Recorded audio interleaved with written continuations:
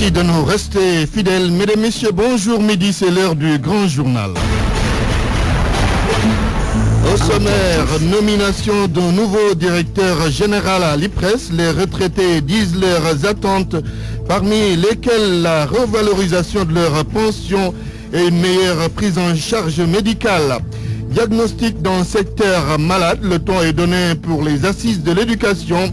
Au même moment, le grand cadre des syndicats d'enseignants déroule son 4e plan d'action. Et puis, tout porte à croire qu'on s'achemine vers la décrispation avec la signature d'un protocole d'accord pour le 17 février prochain.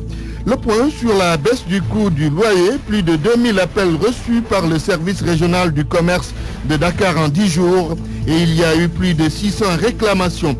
En politique, les socialistes de France demandent à Ousmane Tanordien des explications sur la gestion de la réserve foncière où se situe la maison du Parti socialiste à Colobane. Dans le dossier du jour, il sera question des 4 divorces. Au tribunal de Dakar, un nombre impressionnant est enregistré. La parole aux sociologues et juristes. L'actualité internationale avec Sornana Tambaye. Bonjour Sorna. Bonjour Antoine Diouf. Vous nous livrez les grandes lignes. L'Afrique de l'Ouest dominera l'actualité internationale. Déjà au Mali, le Mujao revendique le kidnapping des 5 agents du CICR. Ces personnes ont disparu depuis le 8 février.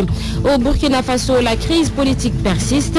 L'opposition comme le pouvoir tient à défendre ses positions. La médiation, elle, est impuissante. Et puis en Guinée-Bissau, le PAIGC a un nouveau patron. Son ambition, réconcilier la classe politique. Le développement de tous ces titres aux alentours de 12h15 vers 12h20. Ce sera les sports avec Malal Junior Diagne. Bonjour. Bonjour Antoine. Vous nous donnez déjà quelques indications par rapport à la page des sports. Football, le Stade de Mbour toujours dans le tourbillon. Après Lamine Sanou, le directeur sportif Diène Faye jette l'éponge.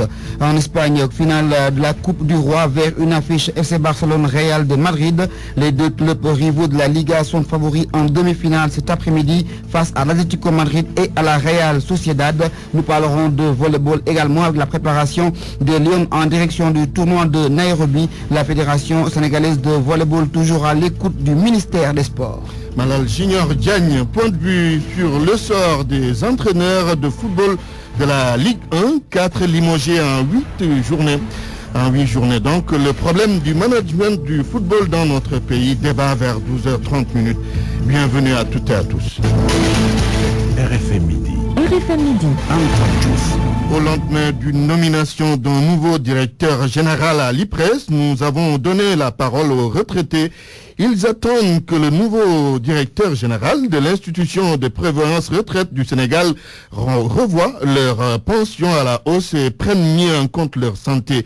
C'est un reportage de Sodetiam. Le nouveau directeur général de l'IPRES, Mamadou Simang, a du pain sur la planche. Les retraités visent une meilleure prise en charge, surtout au niveau de la pension et la prise en charge médicale. El Haj Ibrahim Hassen, un septagénaire, se livre. Ce qui nous apporte un soutien et un suivi, de réviser aussi les pensions de retraite. Parce que c'est des pensions misérables, c'est des pensions qui ne peuvent pas atteindre à notre objectif.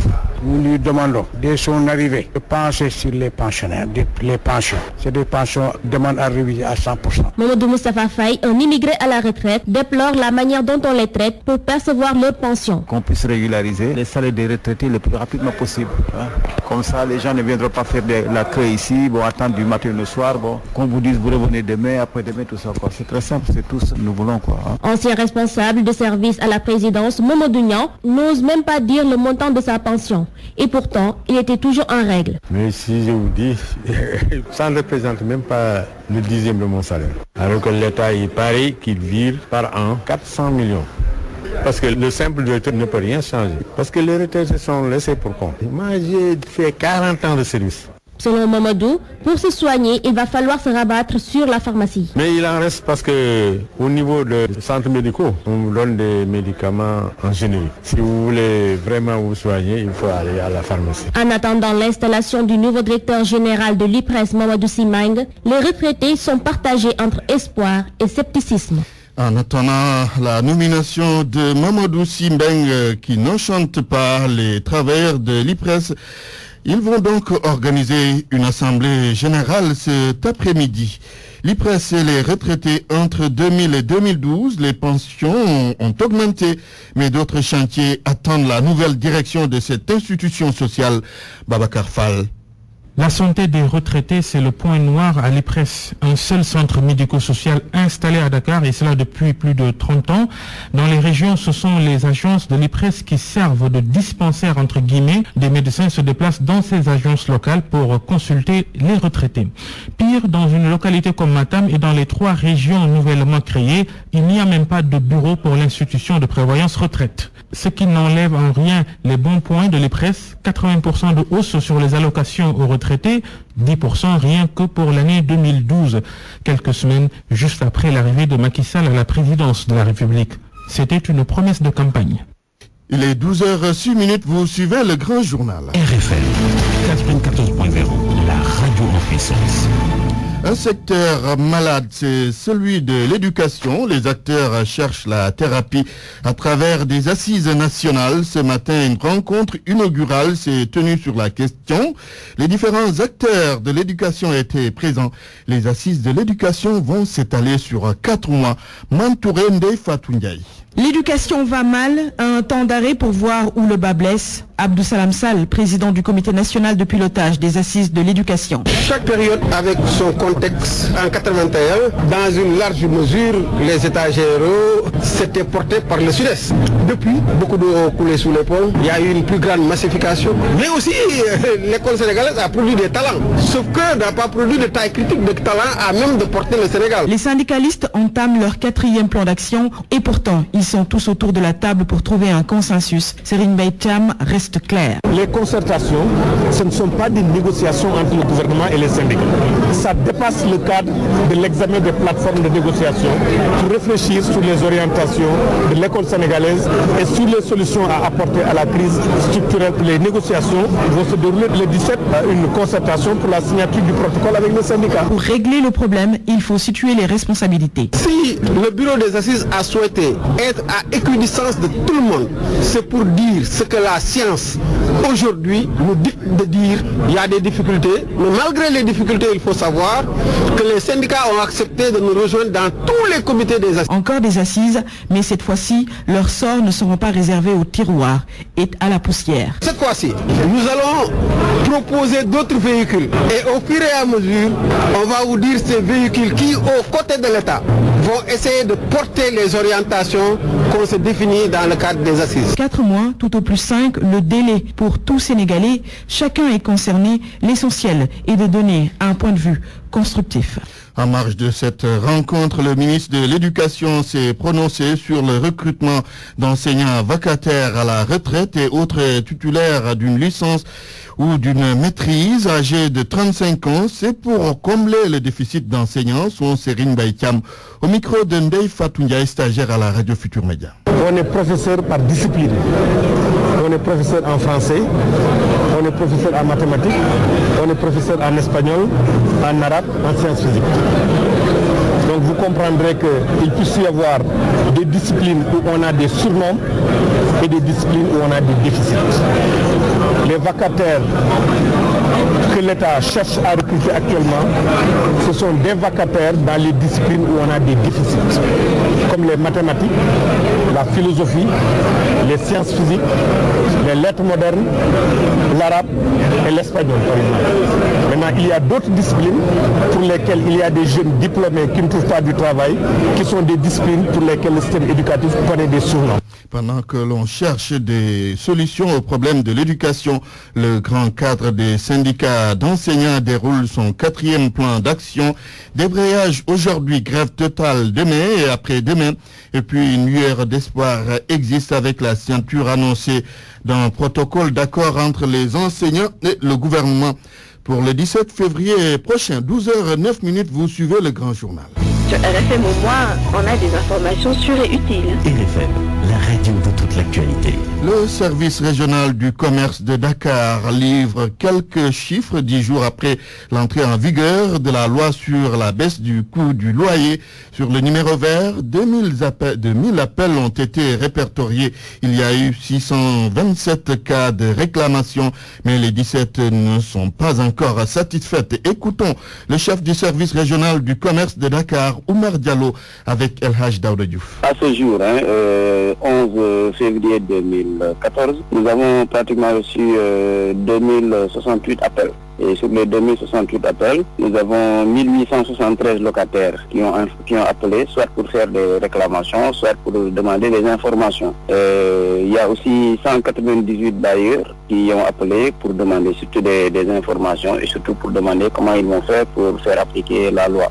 Alors, par rapport à cela, maintenant, les réclamations proprement dites, qui sont des trucs de contentieux, sont chiffrés au truc de 627 réclamations que nous avons reçues depuis le début de l'application. Voilà, en des termes un peu plus chiffrés, ce qu'on a pu recenser depuis le début de l'application de la loi. Est-ce que ces réclamations ont trouvé solution? Oui, on peut le dire, parce que sur les 627 réclamations depuis le début, aujourd'hui, le stock de réclamations non dénouées porte sur 18 cas. Donc sur 627, si on a pu régler la plus grande partie et qu'il en reste 18, ça veut dire que les résultats sont extrêmement favorables.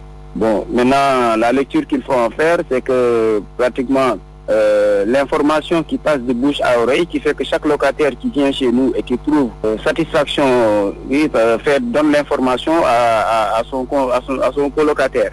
Ce qui fait que nous recevons beaucoup de réclamations, qui fait que les gens se déplacent beaucoup au bureau. Sur le numéro vert aussi, chaque fois qu'on reçoit des réclamations, nous les instruisons parce que nous appelons principalement les bailleurs, nous les mettons devant leurs responsabilités. Et immédiatement, les gens réagissent et font foi à l'application de la loi. Tout autre chose. Maintenant, le président de la République dans le nord du pays, Macky Sall, inaugure la route Rosso-Richard-Toll Saint-Louis.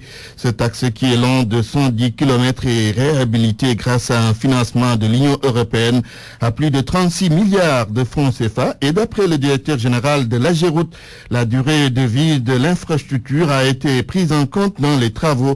Le contrôle des charges de camions est également intégré. Écoutons Oumar Sy au micro de Mohamed Nabissila. Cette route Saint-Louis-Rosso vient d'être réhabilitée. Elle vient se faire après quelques années quand même sur la route existante. Un des faits majeurs, c'est que nous avons tiré les leçons des désordres qui ont été enregistrés sur la route de la RN2 après sa construction. Elle a subi beaucoup de désordres, des coupures, des menaces de coupures, parce que tout simplement c'était une route économique. La chaussée était collée au terrain naturel, ce qui fait que sa durée de vie a été largement atteinte. Dans ce cadre de projet, nous avons voulu tenir compte de certains facteurs pour allonger sa durée de vie. En faisant quoi? En mettant la route aujourd'hui hors d'eau, ça c'est un, mais en permettant aussi l'équilibre en dehors de l'assainissement. Le deuxième facteur, c'est le trafic. Dans le cadre donc du règlement 14 de l'UE au moins, les États sont tenus de faire un contrôle de charge des véhicules. Un élément déterminant de l'agression des routes, c'est les surcharges. L'État a pris des dispositions pour pallier à cela, en mettant sur des points stratégiques des postes de pesage. Le journal. L'actualité politique. Les socialistes de France réagissent aux accusations de bradage des terres où se trouve la maison du Parti socialiste à Colobane après la sortie d'un responsable de ce parti dans les colonnes de l'Observateur d'aujourd'hui, épinglant Ousmane Tanor Dieng et Barthélémy Diaz. Le porte-parole des socialistes de France demande des explications à son secrétaire général sur cette affaire. Écoutons Dorossi. Il est joint à Paris par Ibrahim Benjamin Diagne. Le Parti socialiste et son et le secrétaire général, Ousmane Tanor Dieng, doivent réagir par rapport à ces accusations qui sont toutes compte fait graves, quoi. La réponse de Barthélémy Diaz ne suffit pas parce qu'elle n'est pas crédible et aussi on est habitué à avoir des déclarations intempestives de Barthélémy. Ça ne suffit pas. Maintenant, le parti doit réagir de la façon la plus formelle et pour infirmer ou confirmer cette situation-là, qui est tout compte fait est grave, parce que le fait de vendre le patrimoine du Parti socialiste sans que les militants soient informés, c'est un acte d'une gravité extrême, quoi. Ça, c'est Abdoulaye Wade qui nous avait habitués à ces comportements, mais pas au parti. Bon, est-ce que ces sorties répétées, d'une part, ne reflètent pas cette guerre de leadership au sein du Parti socialiste? Non, mais en fait, le débat entre Barthélémy Diaz et Amad Diop ne doit pas avoir lieu. Mais Barthélémy Diaz a l'habitude d'avoir des déclarations excessives qui n'ont aucun intérêt. Je pense que après avoir dit ça, la meilleure façon de répondre à Amad Diop, qui est un militant valeureux en Italie, c'est de montrer les faits. Ça n'a jamais existé et qu'il n'y a pas eu de contrat ni de lien de bail entre le Parti socialiste et Total. Et les fermer, les faits, il faut montrer des documents. En plus bref, infanticide à Golfe Sud, c'est à Guédiawaye. Le corps sans vie d'un nouveau-né a été découvert ce matin. Nous y reviendrons avec notre correspondant permanent Salif Sow. 12h15. L'actualité internationale dans un instant. RFM. L'actualité internationale.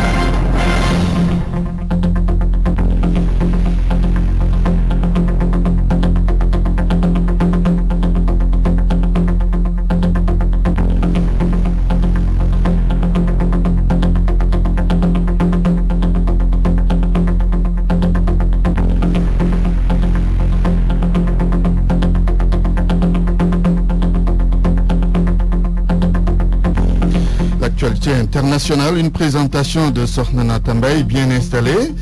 Rebonjour Mali, les agents du CICR seraient entre les mains du Mijao.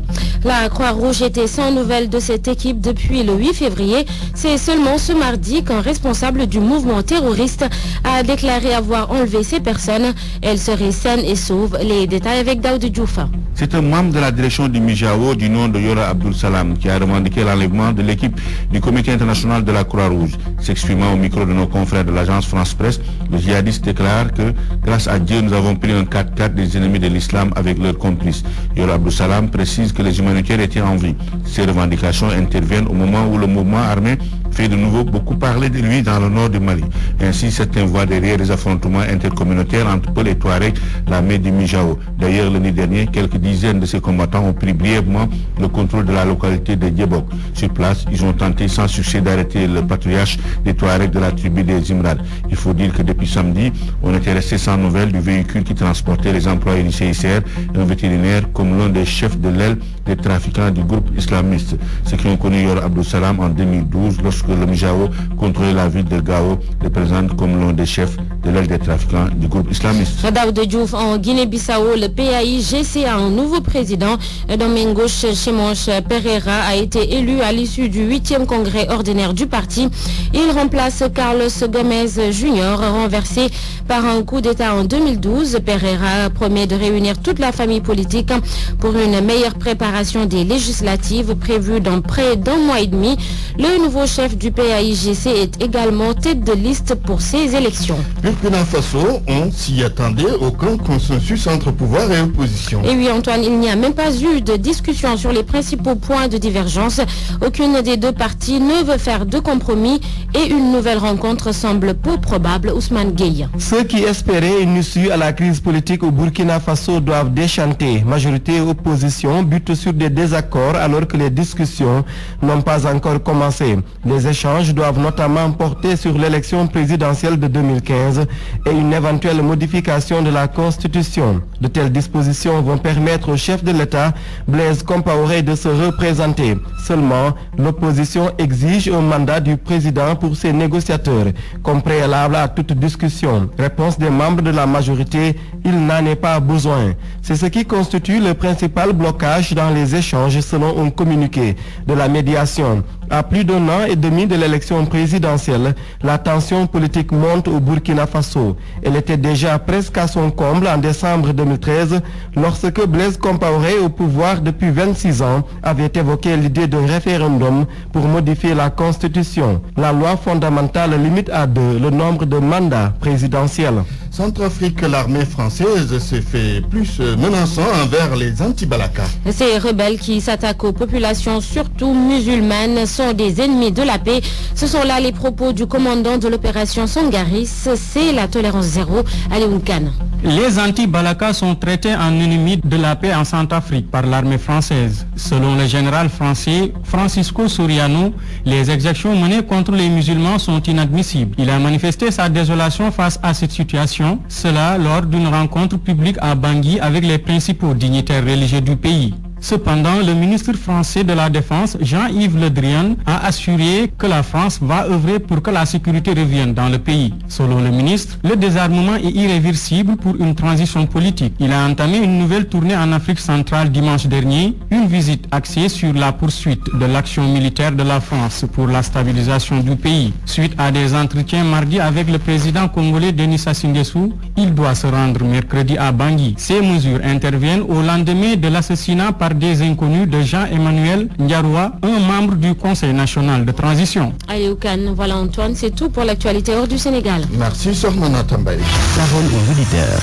L'actualité, qu'en pensez-vous? Moi, je pense que vous devez. Réagissez dans nos éditions d'information sur l'actualité. Bonjour. Oui, bienvenue sur cette antenne de radio. Du lundi au vendredi, vous avez la parole sur RFM. Dans mon point de vue aujourd'hui, on va parler sport avec le sort des entraîneurs de football de la Ligue 1, 4 limogés en 8 journées. Le problème du management du football dans notre pays de façon générale, qu'est-ce que vous en pensez? C'est le débat du jour.